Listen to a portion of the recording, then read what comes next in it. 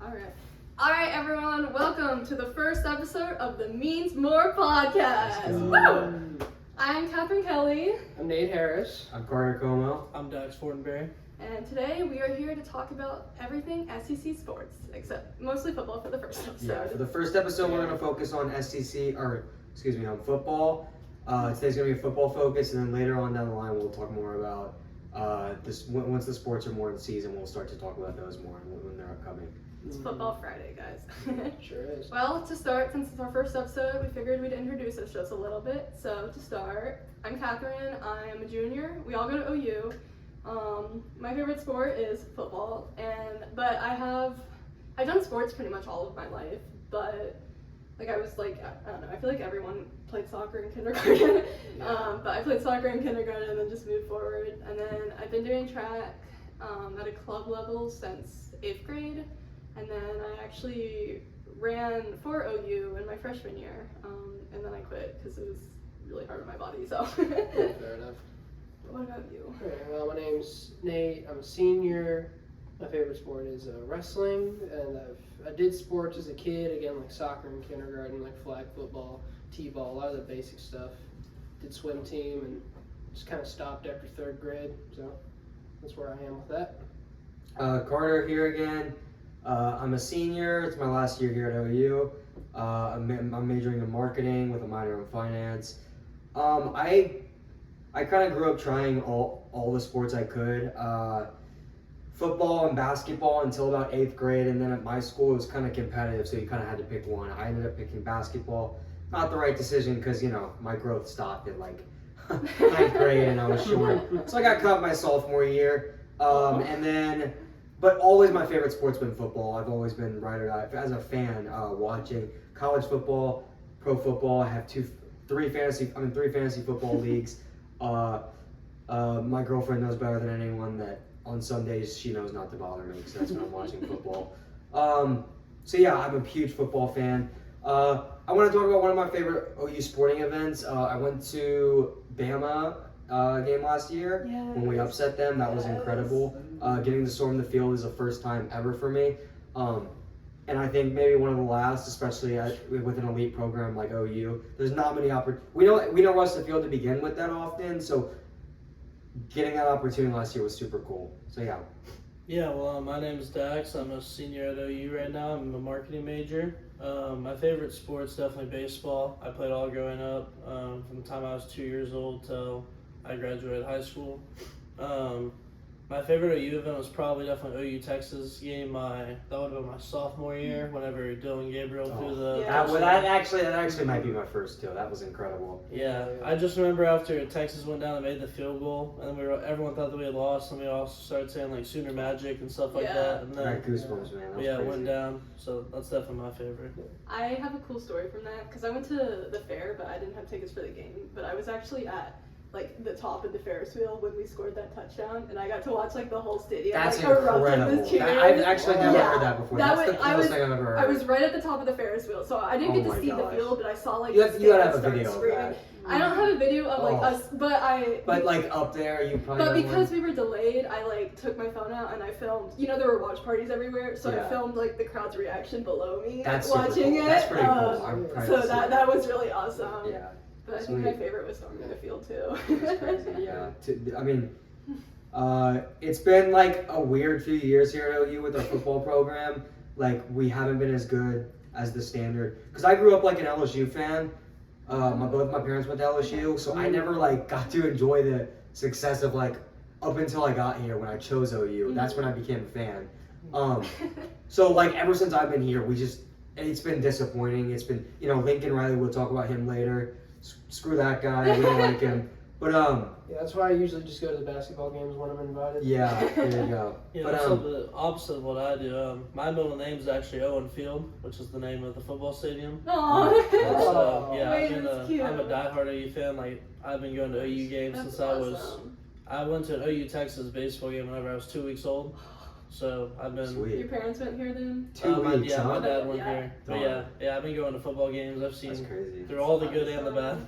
Mm-hmm. I used to live in Texas. My parents would always take me to the UT Thanksgiving game. Oh yeah. And look how that turned out. Yeah.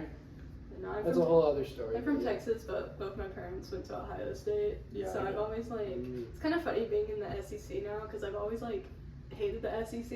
Yeah. And now it's SEC, SEC. Yeah, well, beforehand I was like, OU's not in the SEC. They couldn't handle it. And now we're in the SEC, and I'm at OU, and I'm like, yeah. So We can handle it for sure. yeah, we can handle it. But I was gonna talk about this later too. But how we needed that with Lincoln Riley. Like we needed him to leave. I'll get into it later. But how him leaving was a blessing in disguise because now we have a defense. And Yeah. I'll get into Every that time I later. see OU fans on Twitter, they're just like, I can't believe we have a defense now. Yeah, It's exactly. always kind It's of like funny to see. it's really in territory. It is, like I said, since I have been going to the games ever since I was little, it's been like having to watch those offenses and that. Yeah, those just horrible- shootouts every game. Yeah, Yeah. now it's just like a change of pace. It's actually so weird Thanks seeing to, a team Brent Venables. hold defenses. Yeah. It's insane. And we're number one now because I don't know if you guys saw those stats they Yeah. released, but it's Yeah. like one OU and then Ohio State. And And then I even forgot if we everyone weren't else. first in stats, like we've played two Yeah. top 25 opponents. Like some teams like Texas, of course they play Ohio State, but they play like Sam Houston State. And they play, struggled against them. yeah, they played that other FCS school. Like they don't of course your defense They can look better lost against those to teams. Ohio Our State. defenses look good against two top 25 teams, Mhm. which is just shows the Ten Brent sacks Venables on effect. Jackson So I guess Arnold. I'll just get into it now. But yeah, I was saying how Lincoln Riley leaving was a blessing in disguise because in the SEC you cannot compete without a defense.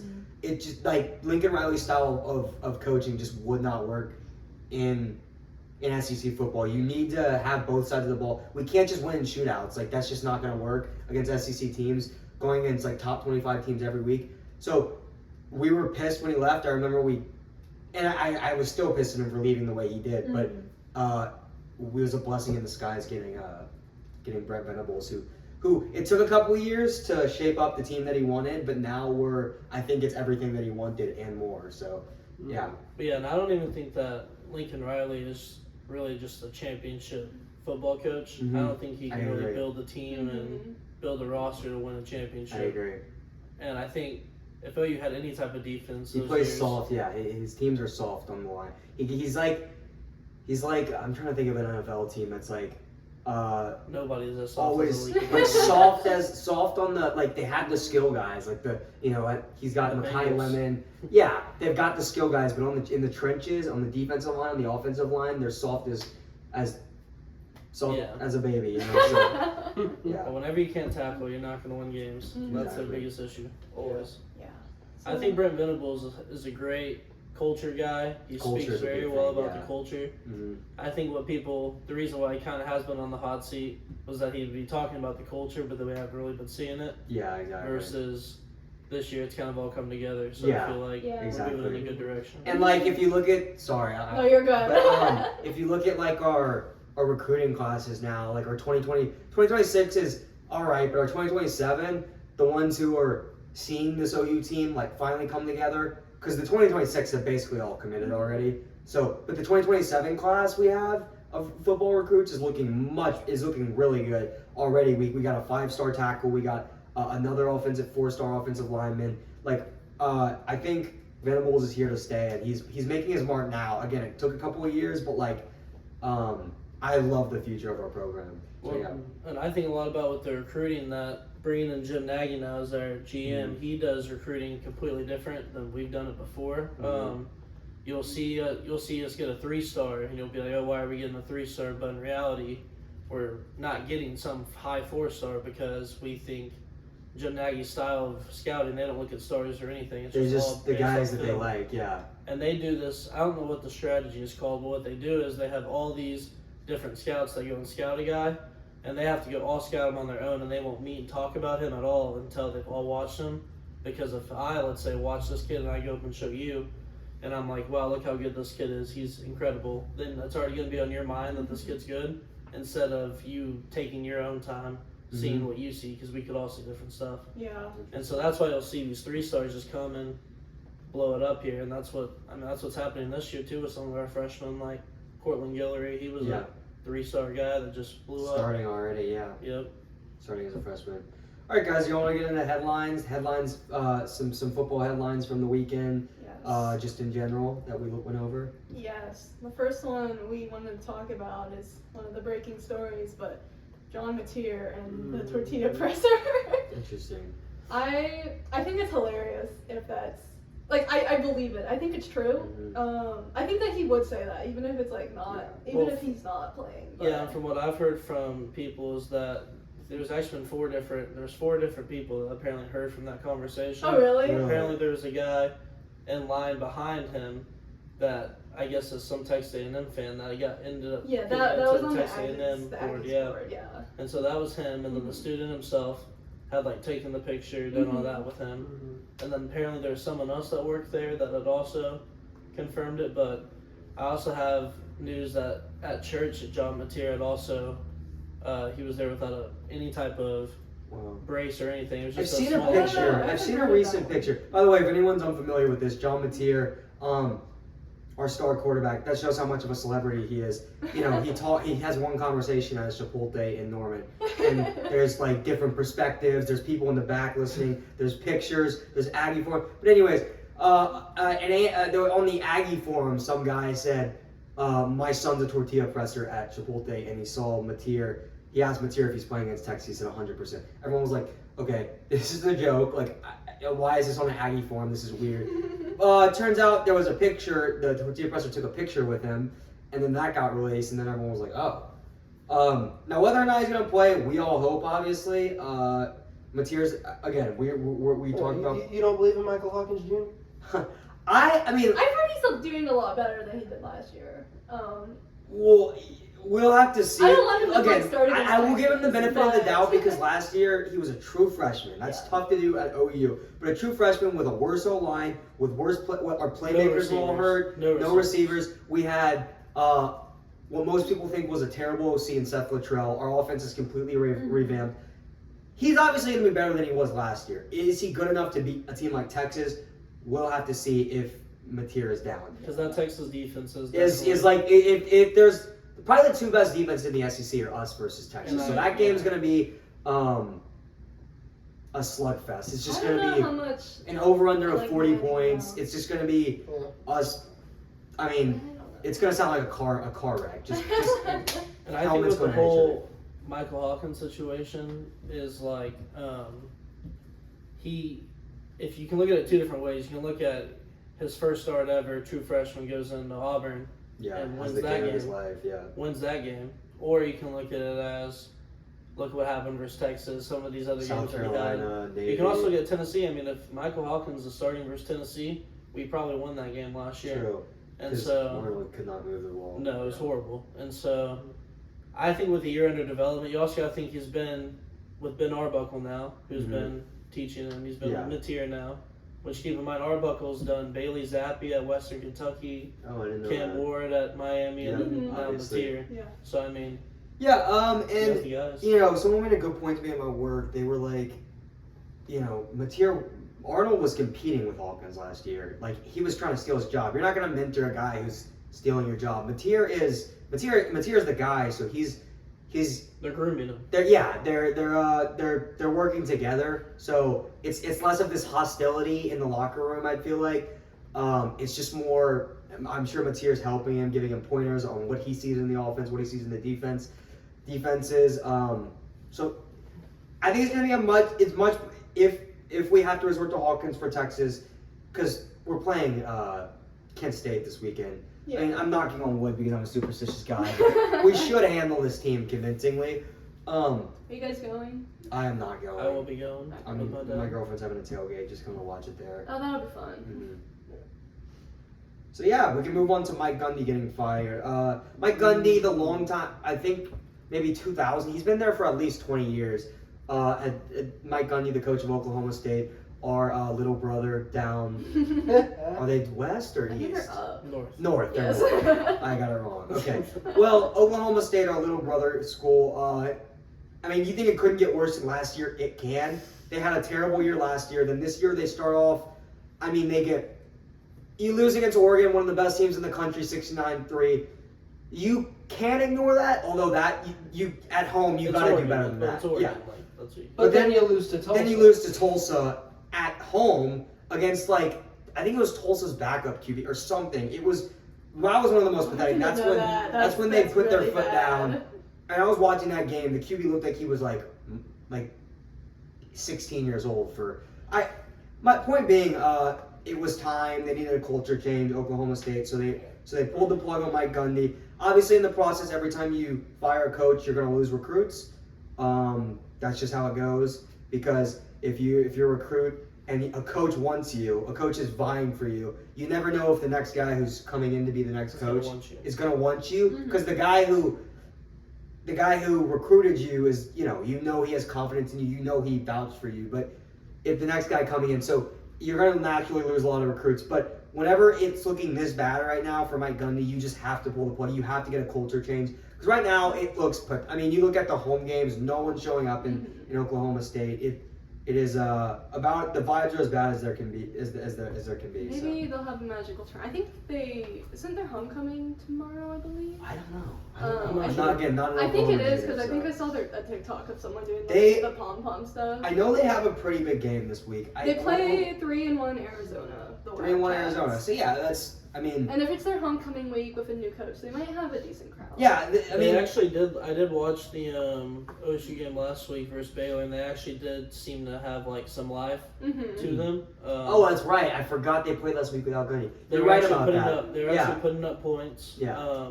The defense could not get a stop whatsoever, but at least if they play the way they play against Baylor in 3 games with Gundy's probably still a coach.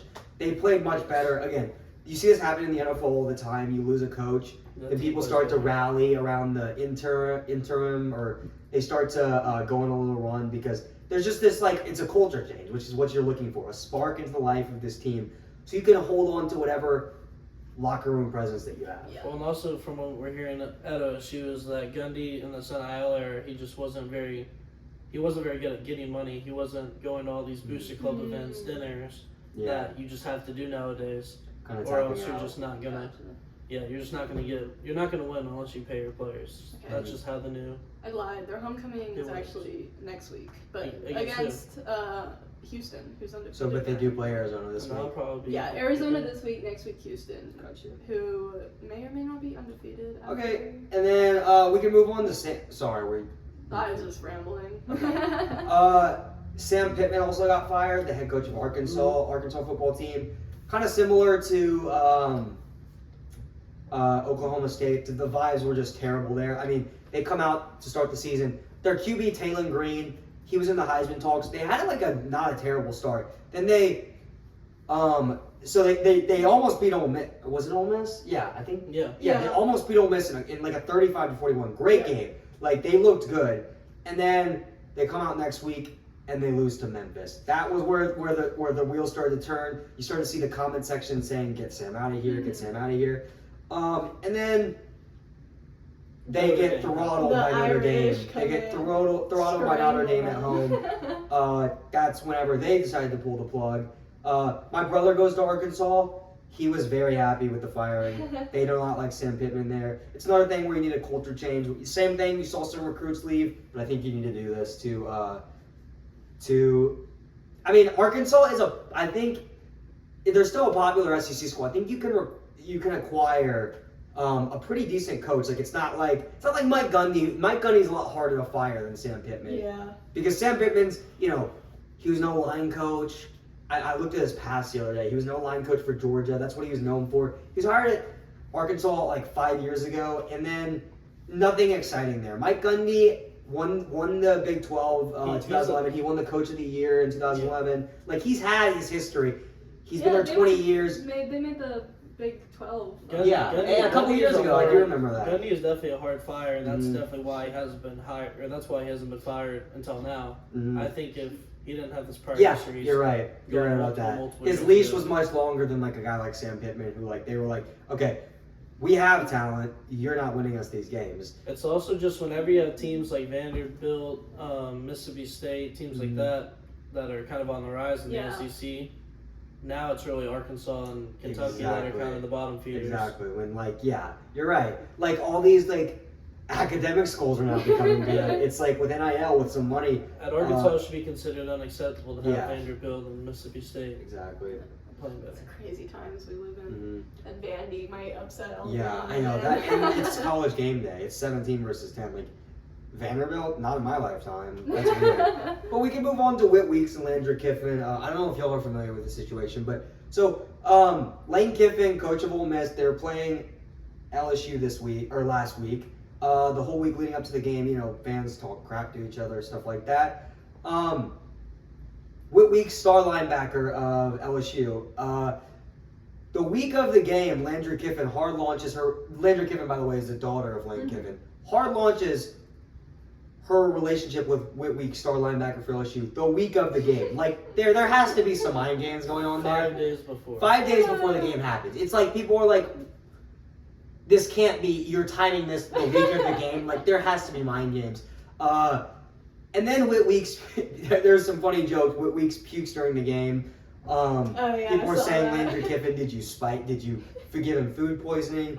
It's funny to look at. That's more of a joke than not. There are a couple, but. Well, also you have Lane Kiffin replying and saying bet the over. Yeah, exactly. On Twitter. Exactly, just pure mind games, which ended up being successful. Either. No, it did not. So that could lead us into the last week's games. We could start off with Ole Miss LSU, which was probably the week it's probably the second best matchup of the week. We had some great games. Last weekend was probably the best college football weekend we'll have all season. I mean, incredible slate. We're gonna go through it, but we could start with Ole Miss LSU. You had.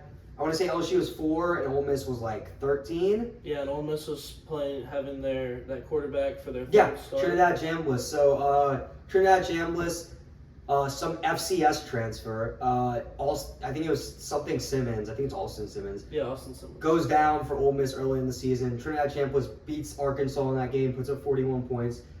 They decide, I believe Alston Simmons was active for this game. They decided to keep him on the bench, and then Trinidad Chambliss comes out. Has a great game against LSU. Now he's a Heisman contender. He's a Heisman candidate. Stay tuned for my Heisman rankings at the end. I'm going to rank who I think it should be the Heisman favorites in rankings. But yeah, LSU, rough game. The defense, as always, looks pretty stout. They have one of the better defenses in the country. But Garrett Nussmeier, I mean, golly, he has no mobility. The guy can throw, but golly, he can't.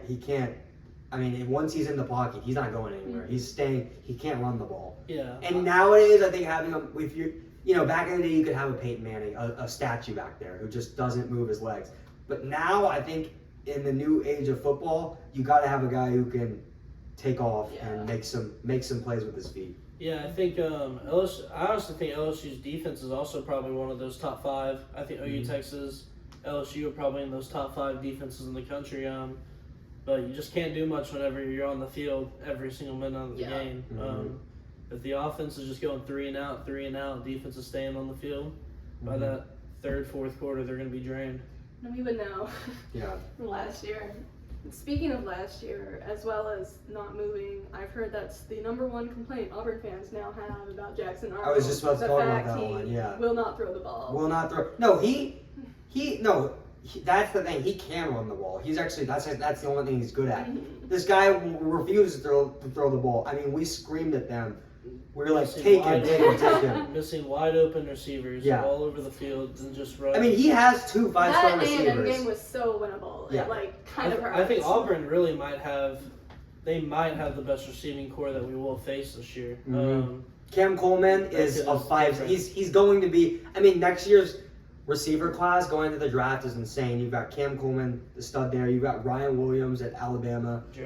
Jeremiah Smith at Ohio State. Like, Cam Coleman might just be the best one. It's the other 2 are great. Jeremiah Smith probably is, but Cam Coleman is right there. I do think he just doesn't have a QB. I do think Cam Coleman is better than Ryan Williams. Yeah. Probably put him at that I mean, we just don't see it because he doesn't have a Heisman contender in the Alabama QB, Ty Simpson, who's throwing him the ball. Well, I even think that Jackson Arnold probably played the best game of his career versus OU. Yeah, I agree. He honestly He's did still not play that bad. Yeah. You can still see that's just how he is as a quarterback. Holds the ball too long, can't hit an open receiver, and we saw what happened. And then, yeah, so we all know our sloppy seconds.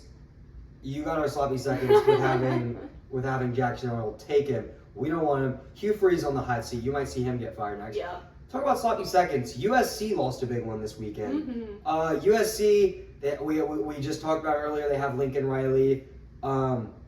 As always, he puts up 32 points, but Illinois, the team he lost to, puts up 34. You don't have it. And this is to a Big Ten. This is to an Illinois team that lost by 53 points to Indiana last week. Yeah. This is not like a good team. Jaden Mayala looked Illinois, okay. they fumbled twice. Yeah.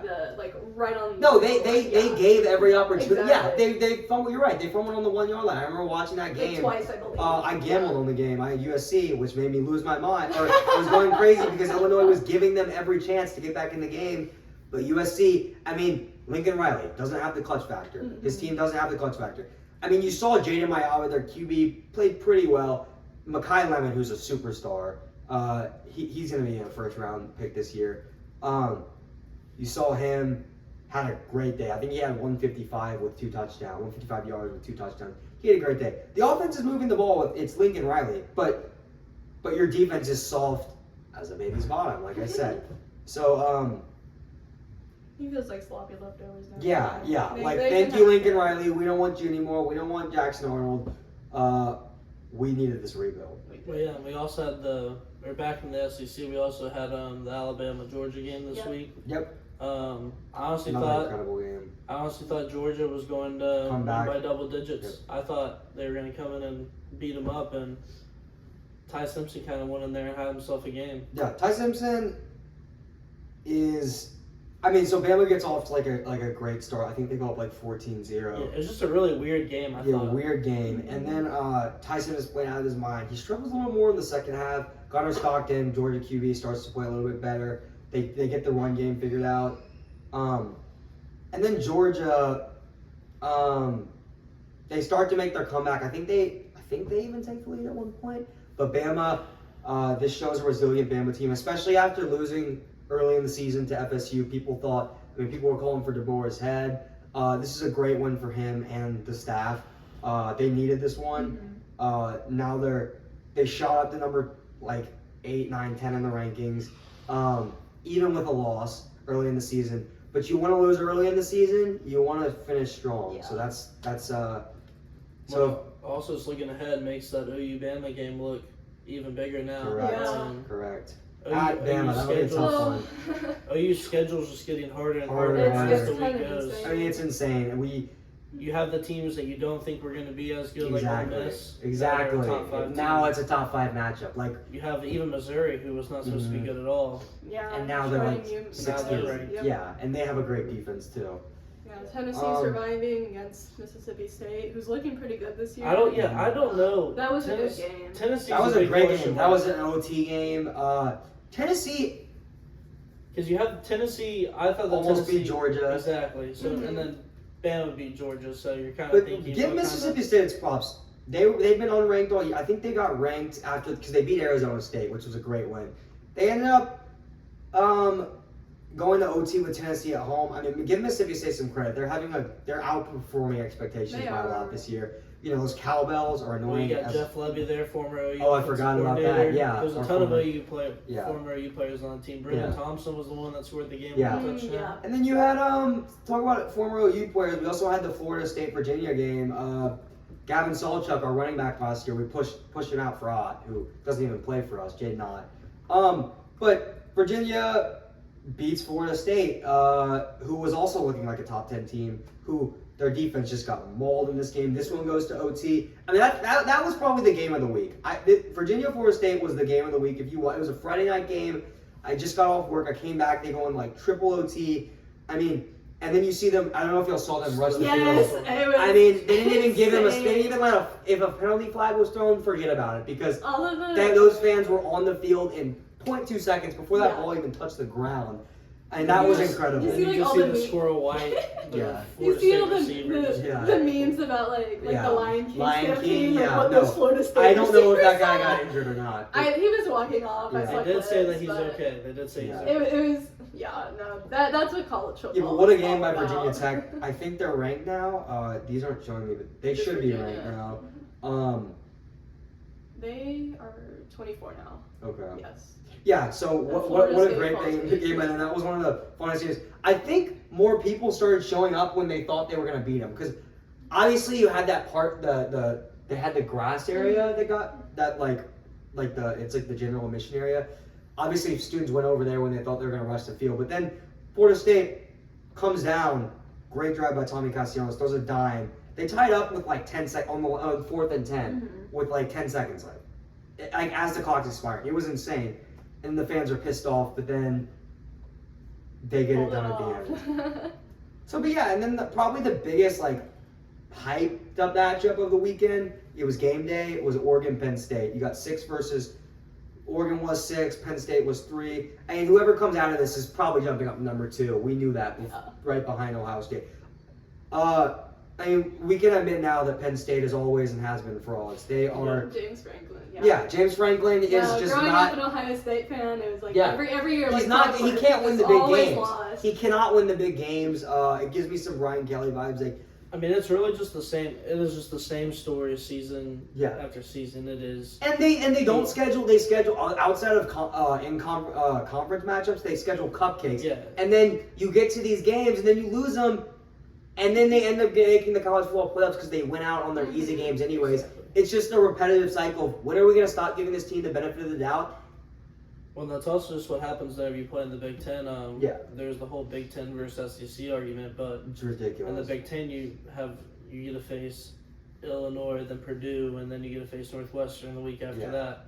You maybe have 2 big games a year versus. For us, it's ranked. Yes. And if you lose both those 2 ranked games, you have no other good wins to show for it. Exactly. And but Yeah, they'll still throw them in because they it's ridiculous that they would throw a 2-loss Penn State in when that's a whiteout game. You should win that. I mean, the whole fan's like screaming at you. These whiteout You're games. also facing a quarterback making his easiest third. his first road start. Yeah, exactly. Dante Moore, who's now the Heisman favorite, according to sports odds. Yeah, I do think Oregon looked good. Oregon definitely good. That quarterback can definitely throw the ball. And Oregon's coaxing now because they don't have to play Ohio State this year. Yeah, I so they'll just be showing. They just had to get this one. playoffs. Yeah, they're gonna make the playoffs. Last year I believe they got embarrassed by Ohio State, right? They It did. was like a It was huge awesome. blowout. And the Rose Bowl. Yep. With our former own Dylan Gabriel, but who I root for. I like I it. do He root went for- out. He went out nicely. Jackson Miller went out like a B word. He was, yelling at our fans. But Dylan Gabriel I thought was respectful. Yeah. I lived in his neighborhood junior year. I saw him a couple times. He's a nice guy. He won us the Texas game. He did give us that memory. So how can you not think of? This is a bit unrelated, but it reminded me about the statistic that OU will have about 20% of the starting quarterbacks, and then Yeah, that's with insane. him starting against That's the insane. Browns. That's You have insane. Baker, And I've seen Kyler. people talking about like Rattler, QBU. Gabriel, It's- yeah. Caleb Williams. Yeah, Yep. it's insane. Who I hate, but Yeah, same. So I guess So if there's that any covers other last week. games, that covers last week. We can now go to next week, which nothing's gonna be as good of a slate as this last week. But we're gonna cover because we won't have a podcast in a couple weeks. We're gonna cover this week and some of the next week games, which obviously includes the biggest game of the season in OU Texas. But we'll start with this week. We have Kent State. There's not much to go over. It's really just see how Hawkins plays, get Hawkins comfortable in the offense, because he has to be ready. He has to be prepared to play against Texas. As much as Mateer wants to play, sometimes it's just not physically possible. He gives me Baker vibes. He gives me Johnny vibes, where he's just like a BA and he's gonna try to find a way. But sometimes your body just can't handle that, especially with a surgery less than three weeks ago. Yeah, I also want to see the run game look good for us. That's probably been our worst area just in general on the I entire agree. Yeah, team. for That's sure. another thing we gotta establish. We gotta establish the run game. I Because agree. Mateer's been doing all of the running. Yeah. It's- No, he puts it's up not like sustainable. Auburn. We had 300 yards of offense, like 301. Mateer put up like 299 of that. Our run game had like 2 yards that game. That was It was embarrassing. kind of the same against Michigan. Same against Yeah. Michigan, And, exactly. well, just from the past, Bill Beatenbow's offensive lines typically take about halfway through the season to kind of start molding. Yeah. Because you'll see it in games now. Even now, he'll just be rotating offensive linemen to see like which group kind of works the best together. So hopefully you kind of hope to have that down by the time you play Texas. So that's what I'm hoping versus the worst Kent State team. It'll be nice to just see and get some feel in for everybody. Well, we're bigger, stronger. You should see a good run game. Mm-hmm. So so they ended up giving game day to Vanderbilt, Alabama, which surprises me because I personally think FSU Miami is a much better game at night in Tallahassee. Yeah. Florida State just had that. If they didn't lose last week in that, if they didn't lose, it would have. They would have been game day, but still, I think this. Like, I'm more excited to. I think this game, the spread's lower, 4.5. So Miami. So they think Miami's gonna, or they think this is gonna be a much closer game than Alabama, Vandy, which is a 10.5 spread. I was thinking we can give some of our picks, some of our favorite lines for this week. And maybe explain to the viewers like what the spreads mean, and we're not encouraging anyone to gamble, I promise. But I will. No, I'm kidding. Yeah. I don't sports gamble. It's investing. Other gamble. Yeah, you're investing. Yeah, those are. So I mentioned too, and then you got Texas, Florida, which will be Texas's first test since Ohio State, where they would I'm put excited for that. I'm really excited Because for that. Florida, Texas is either going to show that they're ready for us, and they're going to fire Billy Napier. If they lose, he's fired. Is it really a test though for Texas? Okay, according to their schedule, it is because they also, no one ever talks about. I have so much hatred for Texas. I love crapping on them any chance I get, but they schedule the easiest SEC schedule every year. Yes. All of these other teams like Ridiculous. us, A&M, Florida, Ole Miss, we all have gauntlet schedules. Texas, like, we'll play Ohio State and OU, but other than that, they just kind of like, this is their hardest game. At Florida, who is 1-3 with DJ Lagway looking terrible. That's the Florida. But they did. Their last They hard game held against LSU. Yeah, I forgot about that. LSU, well, they might not be as good as they seem since they just lost, but I don't know. Well, the one thing that's a little bit annoying about, speaking of schedules, is OU and Texas were supposed to flip schedules after this year, and our next 2 years were supposed to be what Texas' schedules were, and then Texas was supposed to have ours.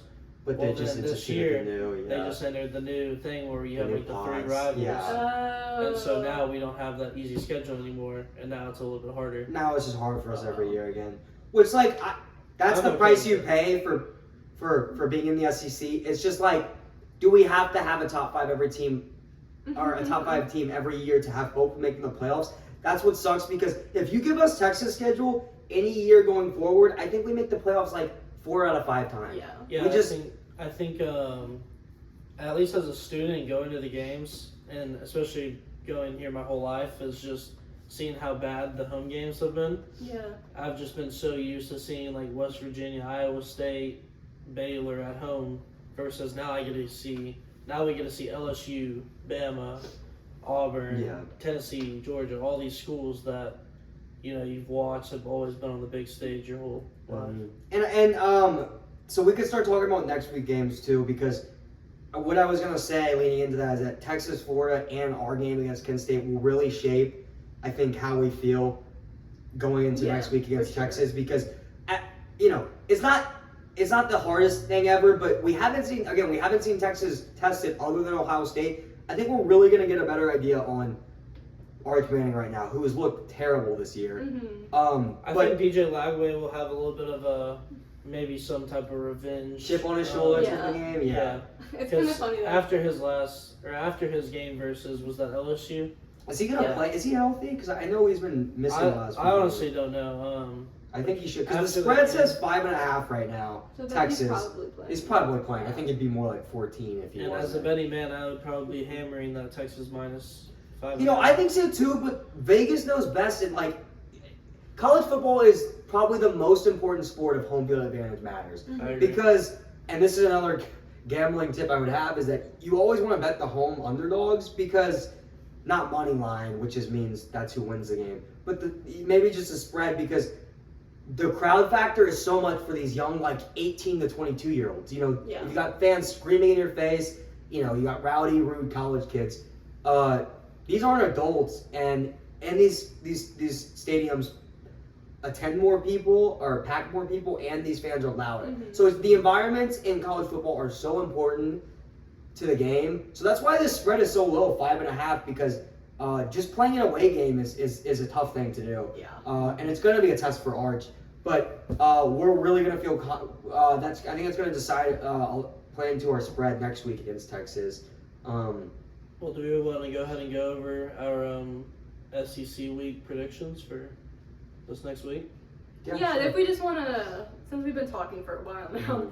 we can probably just say which schools we believe. Yeah, will that's what we'll win. do, yeah. we don't need to give an exact score. We'll just go But person if you to guys have person. predictions at home, then feel free to comment and let us know if you disagree with any of us. Mhm. We can each maybe take one game and talk about why we think Or I would that. we can just go through the whole. Or we can set Let's this up, see. but we can So- just go through the whole list. If y'all want to Start, do that. yeah, let's see. Kentucky, Georgia, I think. Kentucky at Georgia. Does anyone? I would choose Georgia. Yeah, Georgia. I don't think anyone's picking Georgia, Kentucky for that Clemson. one. Probably Georgia. They're Yeah. ranked. Kentucky's not. Let's see. Texas, Florida. What do you guys think? I think Texas. will I think pull it Texas. I think Arch has a redemption Because week. LSU I don't think Florida he's as was- bad as everyone thinks he is, I don't but I still don't think he's that good. I think that the sort of name value put him in a spot that Yeah, he probably couldn't live up to. couldn't Yeah, live up to in those first Manning. weeks. Exactly. That's a great No, point. I love With all those two- memes about. I've seen more like all those jokes about how they've seen more commercials of him. Yeah, exactly. Completions he Yeah. had Yeah. against I Ohio think, State. I think it'll be a close. I think it'll be a close game. I think that spread's pretty close. I think Texas probably wins by about a touchdown. Yeah. Vanderbilt, Alabama. Sorry, go ahead.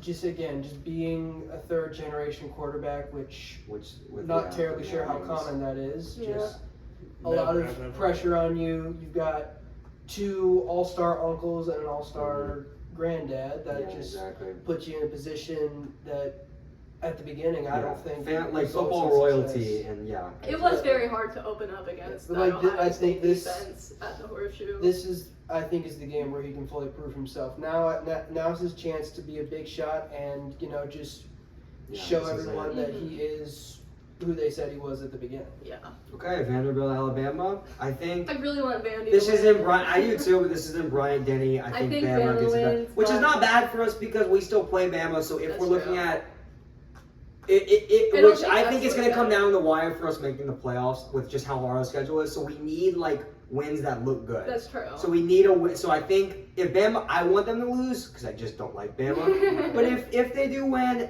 it's only going to make us look better. It's only going to make our win or loss look better when we have to play at Bryant Denny this year, which is always a tough place to play That in. is true. I will be at that game. Oh, wow. I'll be cool. attending the Bama game and I'll Sweet. be attending the Tennessee game. Oh, Sweet. fun.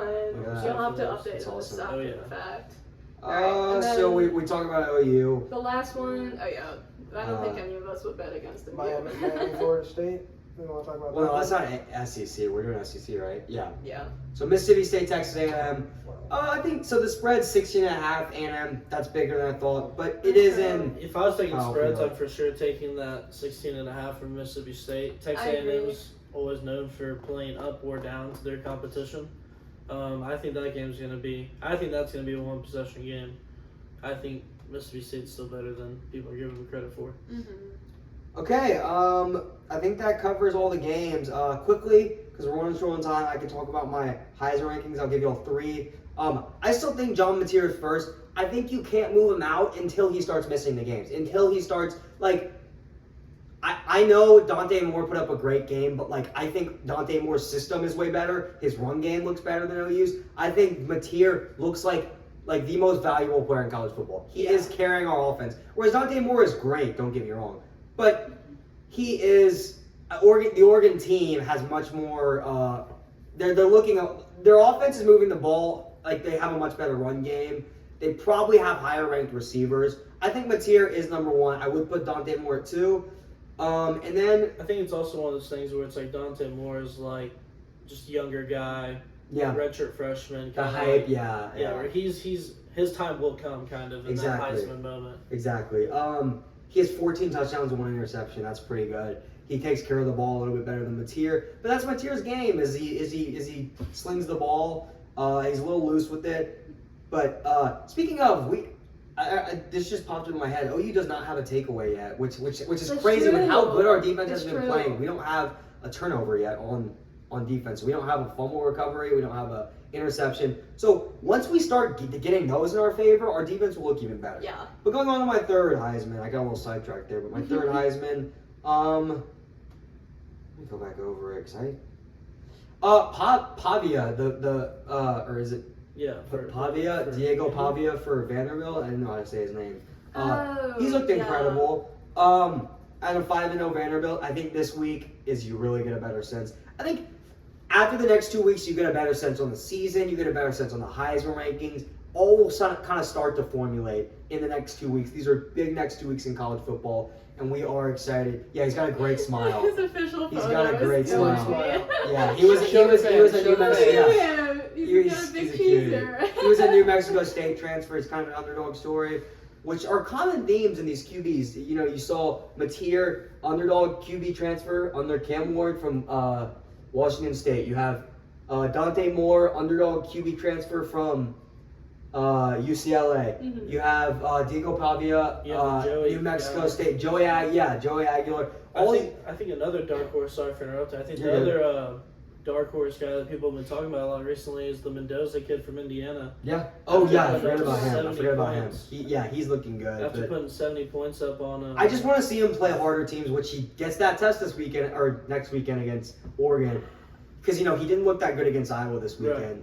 I think next week you really go That's why I said the next 2 weeks are crucial towards about. Yeah, I everything. think we're kind of getting to that stage in the season where you're not playing these teams aren't playing all these bad teams at this point, and now kind of all the top teams are having to play each other. So we're kind of getting a picture of who's actually like the top dogs now. Because I think as of right now, at least as OU goes, I've watched every single team in the country play that's in the top 25, and there's not a single team that I've seen that I don't think OU can beat. So I think we've made one at this point. I agree. Okay, so just to wrap it up, we're gonna give you guys a question every week. We'd like if you could comment in the comments below and give us what you think. This week we're gonna ask who are your top 3 Heisman, and obviously rank them in order. Yes. And then if you don't want to do that, we can also give us we're gonna pick one game that you guys can pick. We're thinking about doing a poll for it, or maybe just comment. UT. Who do you like in the UT game? Do you like UT or Florida? Yes, we will have polls and questions up on our social media sites for the next 2 weeks until we post our next episode. We are Means More Podcast on Instagram and TikTok. So thanks a lot, guys. Make sure you're following us, Thank you. and Thank we'll you. see you in 2 weeks. Thank you. Great. Boomer Sooner. Boomer Horns Sooner. down. See you after the Red River Rivalry. After See you then. we will win. Yeah. Hopefully. Oh, guys.